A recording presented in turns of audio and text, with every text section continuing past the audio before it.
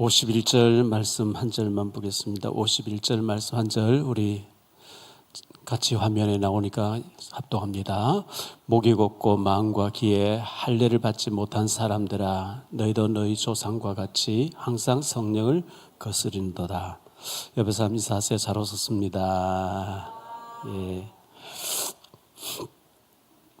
내일 그 부평역 광장에서 기도회가 있는데 1시 반부터 나오라고 했는데 2시부터 4시까지인데 왜 이 기도회를 하느냐 하니까 손현보 목사님이 지난번에 12.7 이제 광화문에서 기도회를 해서 아마 소수의 기독교인들만 이 자금법을 반대한다 이렇게 알고 있는 게 소수가 아니라는 것을 보여주는 그런 대규모 집회를 했었는데, 그때 이제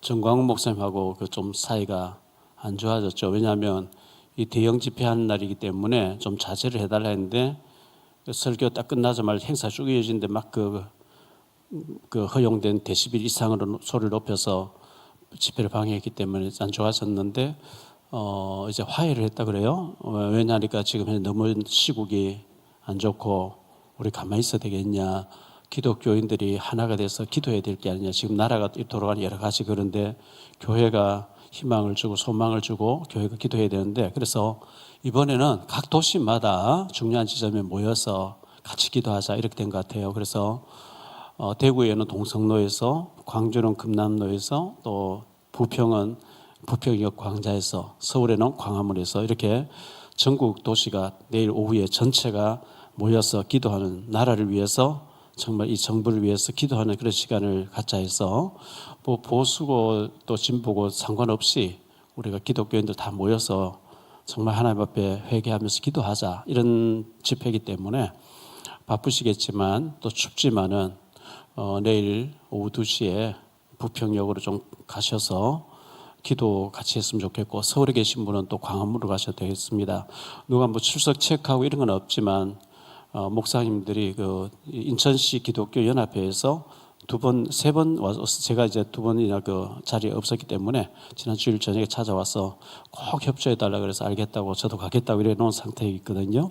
그래서 시간 되시는 분들 내일 오후에 부평역 광장으로 가서 같이 이 국가를 위해서 또 지금 대통령이 지금 현재 구치소에 갇혀 있는 그런 가운데 있는데, 지금 외국에서 봤을 때는 우리나라가 굉장히 여행도 금지할 정도로 어려운 가운데 놓여 있거든요. 우리가 국가를 위해서 기도해야 되고, 또 트럼프가 지금 현재 취임하는 이 시점을 앞두고 이런 일이 벌어져서 여러 가지 걱정되는 일이 참 많이 있는데, 우리 기도할 때 하나님께서 모든 시공간 초월해서 역사하신 하나님의 성령께서 모든 환경을 만들어 주셔서 우리나라가 잘못되지 않도록 우리 기도해야 되지 않겠나 생각되어집니다. 내가 그 가서 뭐 기도한다고 뭐 되겠냐, 그런 생각하지 마시고 그냥 모여서 우리가 같이 힘을 모아서 기도한다는 거 그렇게 광고하고 하는데 몇 사람 모여서 이렇게 하면 기독교인들 저 웃기는 거다 이렇게 나오면 안 되잖아요. 우리 같이 힘을 모아주는 게 굉장히 중요하다고 생각되어집니다. 오늘 말씀 마음과 귀에 할례를 받게 하여 주소서 했는데요, 마음과 귀에 할례를 받아야 된다, 이 말씀을 가지고 3가지로 좀 말씀을 생각하려고 합니다. 첫째, 할례의 의미예요. 성경에 뭐 할례라는 얘기 참 많이 나오거든요.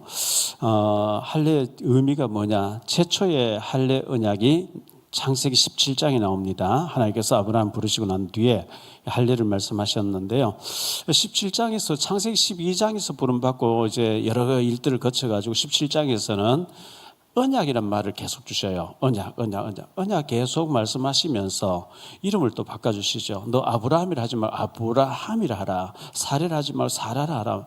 내가 네게 아들을 주겠다. 이삭이라 하라. 막 이런 중요한 말씀을 하실 때 할례 언약을 말씀하시는데요, 창세기 17장 9절로 14절을 보겠습니다. 하나님이 또 아브라함에게 이르시되 그런즉 너는 내 언약을 지키고 내 후손도 대대로 지키라. 너희 중 남자는 다 할례를 받으라. 이것이 나와 너희와 너희 후손 사이에 지킬 내 언약이니라. 너희는 포피를 베어라. 이것이 나와 너희 사이의 언약의 표징이니라. 너희의 대대로 모든 남자는 집에서 난 자나 또는 너희 자손이 아니라 이방 사람에게서 돈으로 산 자를 막론하고 난 지 8일 만에 할례를 받을 것이라. 너희 집에서 난 자든지 너희 돈으로 산 자든지 할례를 받아야 하리니 이에 내 언약이 너희 살에서 13절이 중요하죠. 내 언약이 너희 살에서 영원한 언약이 되려니와 할례를 받지 아니한 남자 그 포피를 베지 아니한 자는 백성 중에서 끊어지리니 그가 내 언약을 배반하였음이니라. 이렇게 최초의 할례 언약을 하나님 주셨는데 이 남자의 생식의 끝을 자르면서 우리는 언약의 자손을 이어간다. 태어난 아들이든 딸이든 상관없이 언약의 백성으로서 언약의 후손을 이어간다. 하나님의 이 말씀, 하나님의 유일신, 유일사상, 이 복음을 전달하는 언약의 백성. 불신자와 우상숭배와 우리는 달라. 하나님이 살아계시고 하나님 창조하셨고 하나님의 언약의 백성이라는 것을 심는 것이 언약의 할례인데요. 출애굽할 때 그들이 애굽에서 노예 생활하다 출애굽할 때 하나님께서 할례를 또 말씀했어요. 출애굽할 때 할례를 말씀하셨는데 출애굽기 4장 26절입니다. 여호와께서 그를 놓아 주시니라. 그때에 십보라가 피난패를 하면 할례 때문이었더라. 하나님께서 모세를 출애굽 3장 4장 부르셨어요. 네 동족 지금 울부짖고 있다, 부르짖고 있다. 너무 고통스러운데 내가 이제 네 선조들 아브라함에게, 이삭, 야곱에게 맹세하는 것을 기억하고 이 종족을 너를 통해 이끌어내오려고 하는데 가라. 처음에 모세 못 갑니다. 그래서 겨우 가야 된다. 모세 가는데 시보라가 이제 그 부인이 따라가겠다 그러죠. 그런데 이제 두 아들도 나귀에 태웠어요. 마치 소풍 가듯이 말이죠. 여행 가듯이. 그때는 자가용 이런 게 없잖아요. 나귀를 타고 가는데 하나님 길에 숙소에서 모세를 죽이려고 해요. 어떻게 죽이려고 했는지 모르겠는데 하여튼 그래 되니까 이 십보라라고 하는 모세의 아내가 봤을 때 너무 급하니까 모세를 통해서 들었죠. 할례를 받아야 된다는 얘기 듣고 유대인들의 그 전통 여러 가지 들었는데 이 십보라는 미디안 이드로의 딸이단 말이죠. 미디안 제사장의 딸이니까 그냥 기다하면 듣지 않았겠죠. 그런데 막상 하나님이 길의 숙소에서 만나 모세를 죽이려고 하니까 급히 아들의 할례를 행해가지고 그걸 던지면서 당신은 내게 피난편이라. 그러면서 나는 겁이 나서 못 가겠다. 하나님 죽이려고 할 것 같다. 당신 혼자 갔다 와. 내가 친정에 가 있겠다. 그래서 두 아들하고 친정에 가 있었고 모세가 이제 출애굽시키는 엄한 일들을 행했던 것을 보여주는데 출애굽기 12장 44절을 보겠습니다. 각 사람이 돈으로 산 종은 할례를 받은 후에 먹을 것이라. 유월절 이제 양의 피를 바르고 누룩 들어가지 아니한 빵과 쓴 나물과 함께 이제 유월절을 행하고 나오게 되는데 할례를 받고 난 뒤에 먹어야 된다. 출애굽기 12장 48절도 그렇게 말씀하고 있어요. 너희와 함께 거류한 타국인이 여호와의 유월절을 지키고자 하거든 그 모든 남자는 할례를 받은 후에야 가까이 하여 지킬지니 곧 그는 본토인과 같이 될 것이나 할례를 받지 못한 자는 먹지 못할 것이라. 유월절에 그 언약의 음식을 먹지 못할 것이라 이렇게 말씀했습니다. 출애굽 때 그런 말씀 주셨고요. 그들이 광야에서 40년 동안 이제 지냈거든요. 애굽에서 나왔던 사람들은 할례를 받았는데 1세대 다 죽어버렸어요. 40년 동안에. 여호수아 갈렙을 살았고 애굽을 모르는 광야에서 난 2세대를 데리고 이제 가나안 땅을 들어가게 됐는데 그때 하나님께서 또 할례를 받으라 그러십니다. 여호수아 5장 2절로 9절을 보겠습니다. 가나안 땅에 입성할 때 그때의 여호와께서 여호수아에게 이르시되 너는 부싯돌로 요즘처럼 의료기가 있겠습니까? 마취제가 있어. 그때 그런 게 없었거든요. 그때 그때 여호와께서 여호수아에게 이르시되 너는 부싯돌로 차돌 있잖아요. 차돌을 칼같이 날카롭게 갈아가지고 부싯돌로 칼을 만들어 이스라엘 자손들이 다시 할례를 행하라 하시매 여호수아가 부싯돌로 칼을 만들어 할례산에서 이스라엘 자손들에게 할례를 행하니라. 여호수아가 할례를 시행한 까닭은 이것이니 애굽에서 나온 모든 백성 중 남자 곧 모든 군사는 애굽에서 나온 후 광야길에서 죽었는데 그 나온 백성은 다 할례를 받았으나 다만 애굽에서 나온 후 광야 길에서 난 자는 할례를 받지 못하였습니다. 이스라엘 자손들이 여호와의 음성을 청종하지 아니하므로 여호와께서 그들에게 대하여 맹세하여 하사 그들의 조상들에게 맹세하여 우리에게 주리라고 하신 땅 곧 젖과 꿀이 흐르는 땅을 그들이 보지 못하게 하리라 하시매 애굽에서 나온 족속 곧 군사들이 다 멸절되기까지 40년 동안의 광야에서 헤매었더니 그들의 대를 잇게 하신 이 자손에게 여호수아가 할례를 행하였으니 길에서는 그들이 할례를 행하지 못하였으므로 할례 없는 자가 되었음이었더라. 또 그 모든 백성에게 할례 행하기를 마침에 백성이 진중 각 처소에 머물며 낫기를 기다릴 때에 여호와께서 여호수아에게 이르시되 내가 오늘 애굽의 수치를 너희에게서 떠나가게 하였다 하셨으므로 그곳 이름을 오늘까지 길갈이라 하였느니라. 그 길갈 요단을 건너고 길갈에서 여리고성 정복하기 전에 길갈에서 하나님께서 할례를 행하라 그랬어요. 그 60만 명의 장정들이 할례를 행했으니까 그 포피가 얼마나 많았으며 피가 얼마나 낭자했겠어요. 그 여리고성에 있는 사람들이 전부 저것들은 뭐 하고 있지? 뭐 그렇게 생각했겠죠. 근데 어쨌든 할례를 행하고 그 중요한 이제 가나안 땅 입성하면서 정복에 들어가면서 이것은 아브라함에게 말씀하셨고 아브라함도 할례를 행했고 언약의 백성이 언약을 따라서 정복해 들어가는 할례 의식을 행하라 했. 굉장히 구약에는 중요해요. 신약에 와서는 우리가 세례로 대체가 됐습니다만은 두 번째로 생각할 말씀은요. 할례는 마음에 하는 것이라 그랬어요. 육신적으로 생식이 끝을 자르고 할례는 그렇게 행했는데 더 영적인 의미는 할례는 마음에 행해야 된다. 성경이 이렇게 말씀하고 있거든요. 자, 갈라는 첫 번째로 마음에 할례를 행하라 그랬어요. 마음에 할례를 행해야 되는데 신명기 10장 16절에 그렇게 말씀했습니다. 그러므로 너희는 마음에 할례를 행하고 다시는 목을 곧게 하지 말라. 마음이 어디 있어요? 뭐 어떤 사람은 가슴에 있다. 어떤 사람은 뇌에 있다. 마음이 안 보이잖아요. 마음의 가죽을 어떻게 배요?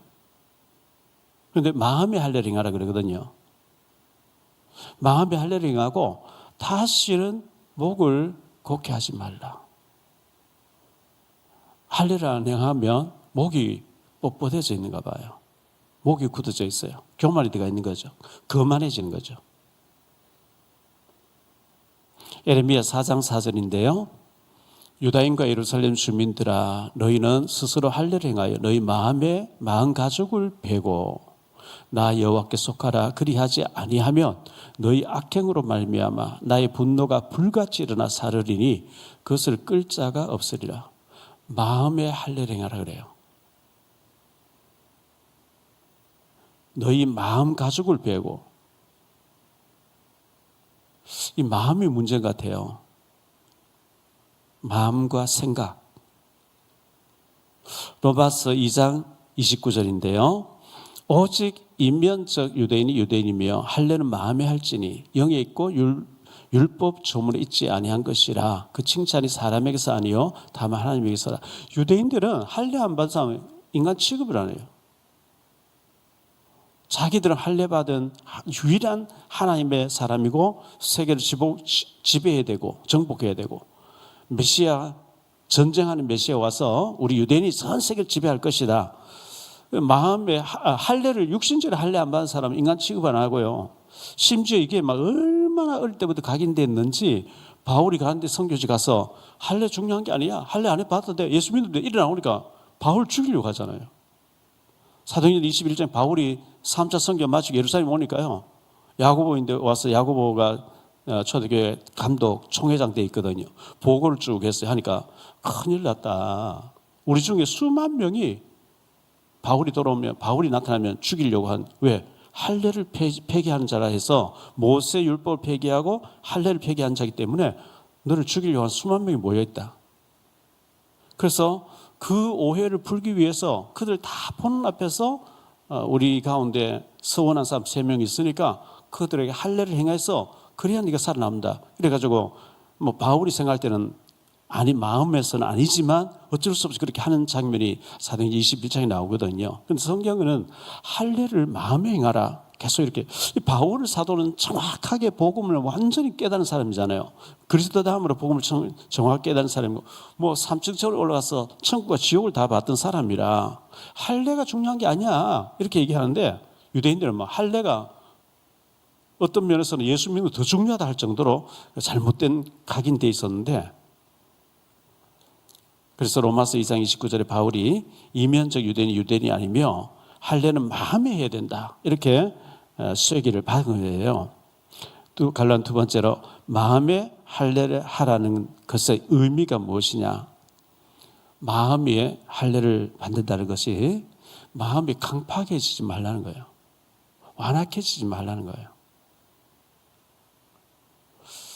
우리가 막 부흥사를 만나서 큰 은혜 받고 가슴이 뜨거워지 그것도 좋지만요, 여러분 혼자서 찬송 부르면서도 정말 가슴이 뭉클해야 되고요, 혼자서 성경 읽으면서도 하나님과 대화하면서 기도하면서 마음이 강팍해 있으면 안 돼요. 김중곤 목사님은 예수님 세 번만 하면 눈물이 퍽 쏟아진다 그러죠. 정말 우리가 그런 마음의 자세, 마음이 강팍해 있고 마음이 완악해져 가지고 어떤 말 들어도 아무 감각이 없는, 굳어져 있는 이런 상태가 되면 안 되는 거거든요. 출애굽기 5장에 모세가 이제 애굽에 가서 바로 왕 앞에 섰어요. 형 아론을 만나가지고 이제 바로 왕 앞에 서서 이 백성을 보내라 했습니다. 우리 광야에서 하나님께 제사 드리려고 합니다. 그 14장의 그 홍해 갈라질 때까지 하나님께서 바로 왕의 마음을 강팍하게 했다 그랬거든요. 요즘 성경은 완악하게 했다 그랬어요. 전에 성경은 강팍하게 했다. 하나님 왜 그래 강팍하게 했느냐. 그래가지고 전 애국과 전 세계에 하나님의 능력을 알리기 위해서 그렇게 했다 그랬어요. 완악해졌다, 강팍해졌다 그랬거든요. 그 출애굽 시켜놓고 나는데, 출애굽 14절 왜 우리가 저 노래를 부르면 좋은데 돈도 들이지 않고 저 부르는데 왜 보냈던 거 다시 가서 끌고 오자 이래가지고 병거 600승 하여튼 애국 군대 전체가 다 따라와서 홍해 들어갔잖아요. 들어갔는데 바로 왕은 들어가지 않고 지켜봤겠죠. 근데 물이 봉해져서 애굽 군대가 싹 다 멸망받으면서 애굽의 국력이 완전히 약화된 계기가 됐고요. 열왕기하 19장 35절에 보면 아수르 군대가 히스기야 기도 통해서 18만 5천 명이 또 한꺼번에 다 죽잖아요. 그렇게 될 때 그 나라 국력은 완전히 폐망해버린 거거든요. 모든 군사력이 한꺼번에 다 사라지기 때문에 우리의 마음이 완악해져 있고 무덤덤해져 있고 어떤 말을 들어도 아무 그 감동이 없는, 하나님 말씀이 와도 전혀 감각이 없는 이런 상태가 되어지면 안 되는 거거든요. 그러면 어떤 마음의 상태가 할례받은 마음의 상태이냐. 마태복음 13장 1절로 23절에 보면 예수님 말씀 가운데 씨 뿌리는 비유 나오죠. 길가와 같은 마음밭이 있고 돌짝밭 같은 마음밭이 있고 가시밭 같은 마음밭이 있고 좋은 땅이라는 옥토 같은 마음밭이 있다 그랬거든요. 우리가 그 옥토 같은 마음밭이 돼야 돼요. 길가에 씨앗 떨어졌는데 파고 들어가지 못하고 새들이 쪼아먹고 전혀 뿌리를 못 내리죠. 돌짝밭에 흙이 얕은데 돌이 있어요. 금방 타져버리죠. 가시밭에 뿌려진 씨앗은 가시가 기운을 확 받기 때문에 시들시들하 죽어버리죠. 근데 좋은 땅이라고 하는 옥토에 떨어진 씨앗은 30배, 60, 100배로 열매 맺는다 그랬거든요. 그래서 그 스펀지의 물을 빨아들이듯이 우리가 이 마음, 하나님의 말씀을 아멘 아멘으로 받아들일 수 있는 그런 상태가 될 때 마음의 할례를 받는 상태가 됩니다. 세 번째로 부드러운 마음을 우리가 하나님 앞에 구해야 되는데요. 부드러운 마음. 에스겔서 11장 19절입니다. 내가 그들에게 한 마음을 주고 그 속에 새 영을 주며 그 몸에서 돌 같은 마음을 제거하고 살처럼 부드러운 마음을 주겠다. 이 상태가 돼야 돼요. 이 상태. 돌같이 완악한 마음을 하나님 제거를 하고 굳은 마음을 제거하고 부드러운 마음 주시겠다. 에스겔서 36장 26절입니다. 또 새 영을 너희 속에 두고 새 마음을 너희에게 주되 너희 육신에서 굳은 마음을 제거하고 부드러운 마음을 줄 것이며 그랬어요. 굳은 마음을 제거하고 부드러운 마음. 옥토 같은 마음이죠. 에레미야 17장 9절에 보면 이런 말씀 나옵니다. 만물보다 거짓되고 심히 부패한 것은 마음이라 누가 능히 이를 알리오마는. 만물보다 거짓되고 심히 부패한 것이 사람들의 마음이다 그랬어요. 더러운 것이 몇 가지 있죠. 화장실에 오물 더러워요. 그보다 더 더러운 것이 시체 썩는 거래요. 그보다 더 더러운 것이 성경에는 마음이라고 그랬어요. 만물보다 더 더럽고 부패한 것이 사람들의 마음이라. 그래서 우리가 이게 예수의 피로 마음이 정말 치유받고 부드러운 마음 되어지고 하나님 말씀 앞에 옥토 같은 마음으로 아멘 아멘 되어질 때 거기에 이제 말씀의 열매가 하나님의 응답이 열매로 맺혀지게 되는 거거든요. 그래서 우리에게 이 완악한 마음, 강팍해져 있는 마음을 주님께서 옥토같이 만들어달라고 우리 기도해야 되겠는데요. 세 번째 생각할 말씀이에요. 마음과 귀에 할례를 받으라 그랬어요. 마음과 귀에 할례를 받으라. 오늘 스데반 설교하는 가운데 목이 곧고 마음과 귀에 할례를 받지 못한 사람들아, 너희가 언제까지 이렇게 강팍하게 있겠냐? 사도행전 2장에서 베드로가 설교할 때는 마음에 찔려 우리가 어찌할꼬, 형제들 우리가 어찌할꼬, 마음에 찔릴 때 이렇게 나온, 그게 이제 사는 길이잖아요. 내가 각각 회개하고 주 예수 이름으로 세례를 받으라 그러면 성령의 선물을 받으리라. 근데 이 마음이 찔려 이를 갈면서 스데반 돌로 쳐 죽였잖아요. 할례를 못 받으니까, 마음에 귀에 할례를 못 받으니까 마음에는 찔리는데 스데반을 향해서 이를 갈면서 돌로 쳐 죽이더라, 이렇게 말씀하고 있거든요.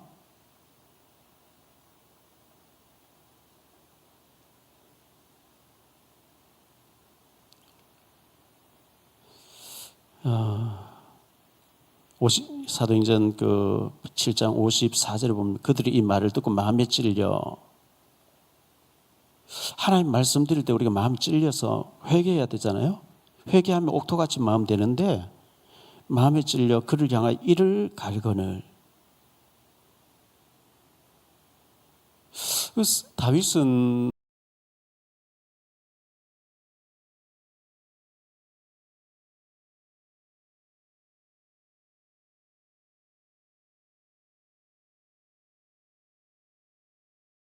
절인데요. 하나님이여 내 속에 정한 마음을 창조하시고, 이거 나단 선지자의 책망받고 속에 정한 마음을 창조하시고, 이거 나단 선지자의 책망받고 난 뒤에 다윗이 회개한 장면이거든요. 하나님이여 내 속에 정한 마음을 창조하시고 내 안에 정직한 영을 새롭게 하소서. 정한 마음을 창조해달라. 깨끗한 마음을 창조해달라.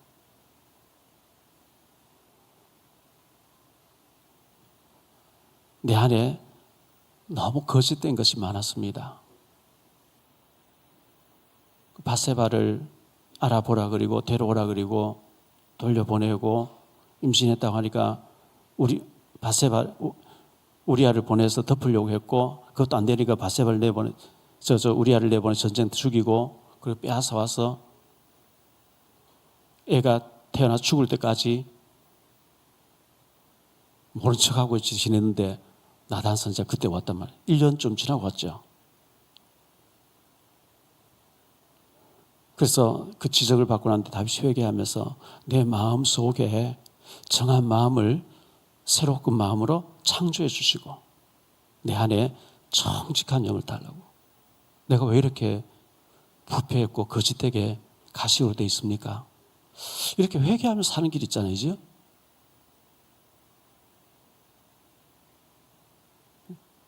회개하지 않고 계속 거짓말 안 되는 거거든요.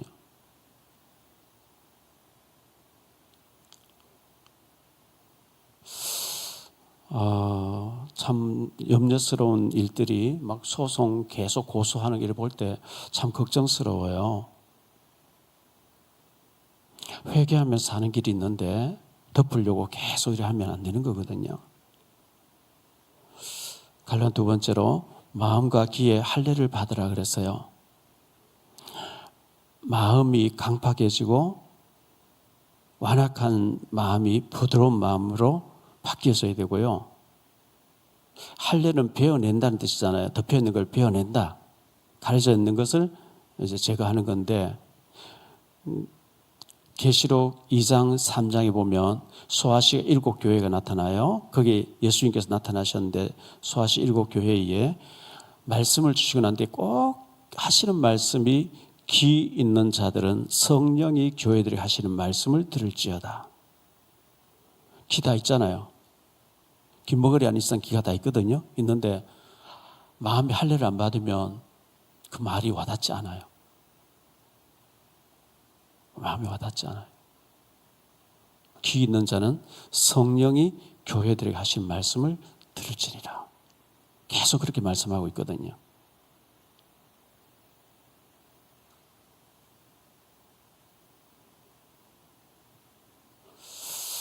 이사야 22장 22절로 24절입니다. 내가 또 다윗의 집에 열쇠를 그의 어깨에 두리니 그가 열면 닫을 자가 없겠고 닫으면 열 자가 없으리라. 못이 단단한 곳에 박힌 같이 그를 견고하게 하리니 그가 그의 아버지 집에 영광의 보좌가 될 것이요 그의 아버지 집의 모든 영광이 그 위에 걸리리니 그 후손과 족속되는 각 작은 그릇 곧 종지로부터 모든 항아리까지니라. 못이 단단한 곳에 박히면 여러 가지 걸 수 있는 것처럼 하나님의 말씀이 우리 마음 신비에 박히면 이스라엘 축복, 하나님의 축복이 걸린다 그랬거든요. 우리가 이 할례를 받고 부드러운 마음을 가져라 하는 말씀이 우리가 아멘으로 받아지고 못이 박히는 데 같이 되어질 때 하나님의 축복과 응답과 여러 가지 축복이 올 것을 말씀해 주고 있습니다. 그러나 세 번째로 할례 받으면 아멘으로 말씀을 이제 받게 되는데요. 고린도 후서 1장 20절에 보면 그렇게 나옵니다. 하나님의 약속은 얼마든지 그리스도 안에서 예가 되니 그런즉 그로 말미암아 우리가 아멘하여 하나님께 영광을 돌리게 되느니라. 뭐 세상 얘기하고 예화를 들고 웃기는 얘기할 때는 아멘할 필요 없어요. 근데 하나님 말씀에는 아멘해야 돼요. 아멘? 그렇잖아요. 하나님 말씀에 노면 이러면 안 되죠. 하나님 말씀에는 우리가 아멘. 왜? 말씀은 틀림없이 성취될 거니까요. 1점이라도 변함없이 다 성취될 거니까.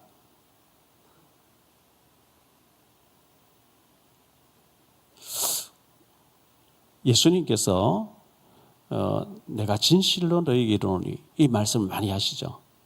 요한복음에서는 진실로 두 번씩 이렇게 계속 나와 있어요. 근데 계시록 보면 이 아멘, 진실로 하는 말이 원어에는 아멘으로 되어 있어요. 아멘은 그렇게 될 줄 믿습니다. 그렇게 될 줄 믿습니다 하는 거거든요. 그래서 우리가 성경 읽을 때에도 이것을 아멘으로 받아들일 때 하나님 말씀인데 하나님 요한복음 1장 1절에 하나님이 말씀이고 말씀이 하나님이시다. 하나님 말씀이기 때문에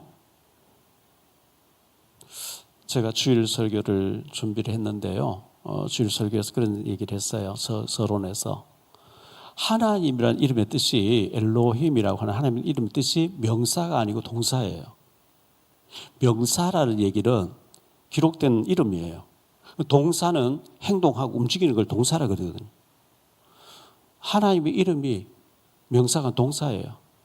이사야 62장 6절 7절을 보면 밤낮으로 하나님 쉬지 못하게 하라. 이 말씀은 쉬지 않으시고 기도 응답하겠다는 거거든요. 데살로니가서 5장 17절에 보면 쉬지 말고 기도하라. 이 말씀은 쉬지 않고 기도 응답하시겠다는, 하나님은 동사로 활동하고 계신 분이거든요. 하나님은 부처같이 가만히 있고 귀가 있어 듣지 못하면 세워놓은 가만히 있는 그런 돌부처가 아니고 하나님은 시공간을 초월해서 지금 역사하고 계신 하나님이다 말이죠. 그래서 하나님의 이름이 명사가 아니고 동사이고, 사랑이라는 단어가 명사가 아니고 동사이고요, 믿음이라는 단어가 명사가 아니고 동사예요. 내가 믿는데 하나님 응답하시는.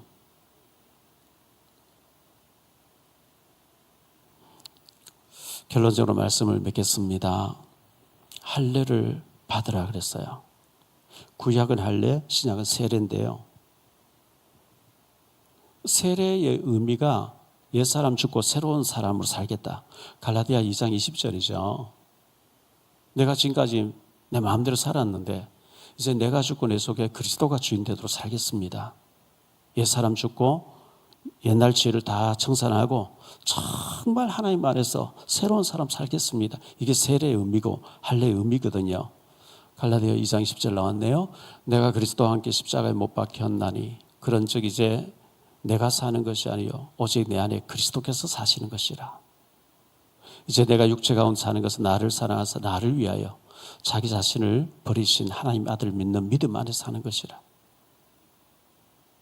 예수 믿는다는 것은 내가 죽어야 되는데 예수님 대신 죽어주셨어요.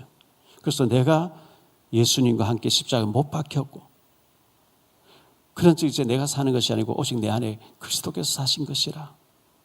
그래서 내게 그리스도가 사신 게 맞고 내가 예수님을 주인을 모신 게 맞다면 예수님이라면 어떻게 하실까, 이걸 질문해야 되는 거죠. 예수님 모셔놓고 내 마음대로 살아보고 내 마음대로 하는 건 아니잖아요. 주인 되신 분이 내 속에 계시기 때문에 예수님이라면 어떻게 하실까?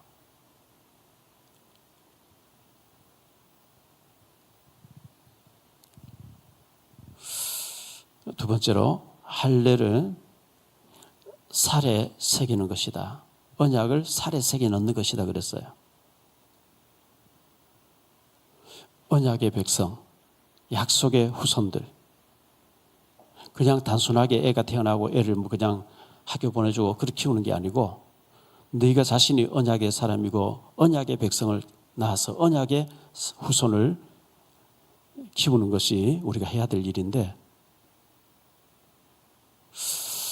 지금 결혼도 안 하려고 하고 자녀도 안 낳으려고 하고 이거 잘못됐어요. 그래서 제가 이제 이런 문제를 놓고 기도하는 가운데 어떤 생각이 드느냐 하니까, 지금 세상의 풍조를 따라가면 안 돼요. 세상 풍조는 나날이 바뀌어도 나는 내 믿음 지키리니. 세상에 힘드니까 애를 안 놓고 안 키우고 막 이렇게 하겠다. 그런 세상의 어떤 풍조는 반대로 가야 돼요. 안 낳을 때 많이 낳는 게 하는 뜻이고요.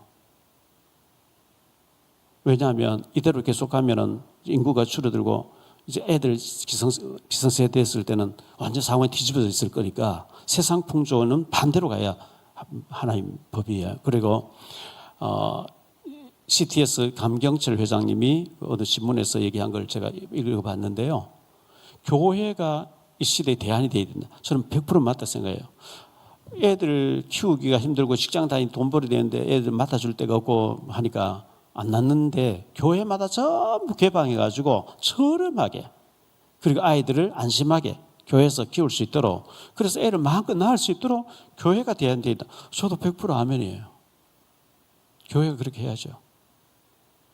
세상에 대안이 없는데 교회가 대안이 되어줘야 되는 건데, 그래서 앞으로 우리 교회가 그런 식으로 체제를 만들어 가야 되지 않겠냐.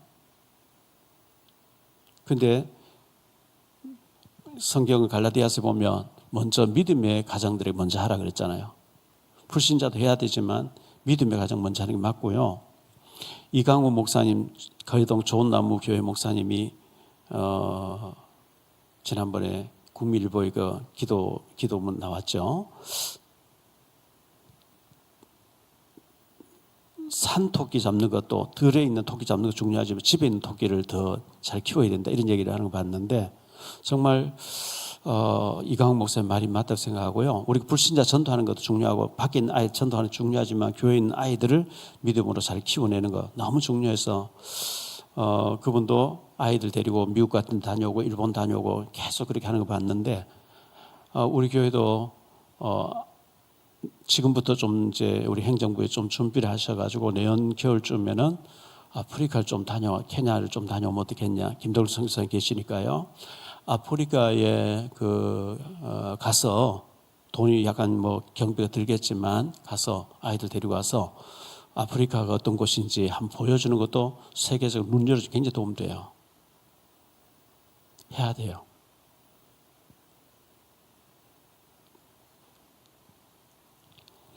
우리가 얼마만큼 중요한 사람이고 얼마만큼 할 일이 많은지, 우리가 얼마만큼 중요한 나라에 살고 있는지 그 눈 열어주는 게, 한번 데리고 가서 보여주는 게 굉장히 중요하거든요. 할례를 살에 새겨 넣어라. 언약의 백성이라는 것을 확인시켜라. 그래서 외국에 데리고 가서 왜 선진국에서 마약을 저렇게 하고 대책이 없이 이제는 마약에 넘치드는데 새로운 주사판을 갖다 주면서 쓰던 거 쓰지 말라고 할 정도로 대책이 없이 이렇게 되어졌는지 그런 것도 볼 필요가 있고요. 정말 이 복음이 얼마나 중요한지 보여줘야 되고, 마약 같은 데 빠지면 어떻게 된다는 것도 보여줘야 되고, 결론의 세 번째, 할례는 마음과 귀에 행하여야 된다 그랬습니다. 귀로 들을 수 있는 귀가, 영적인 귀가 열리는 게 굉장히 중요하고요. 마음이 부드러운 마음, 완악하고 강팍한 마음이 아닌 옥토 같은 마음, 하나님의 말씀을 아멘 아멘으로 받을 수 있는 마음 중요하거든요.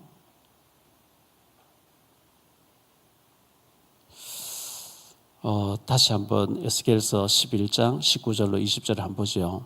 에스겔서 11장 19절로 20절을 보고,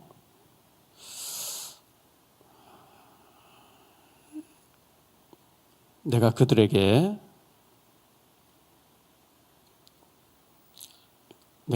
한 마음을 주고 그 속에 새 영을 주며 그 몸에서 돌 같은 마음을 제거하고 살처럼 부드러운 마음을 주어 내 율례를 따르며 내 규례를 지켜 행하게 하리니 그들은 내 백성이 되고 나는 그들의 하나님이 되리라.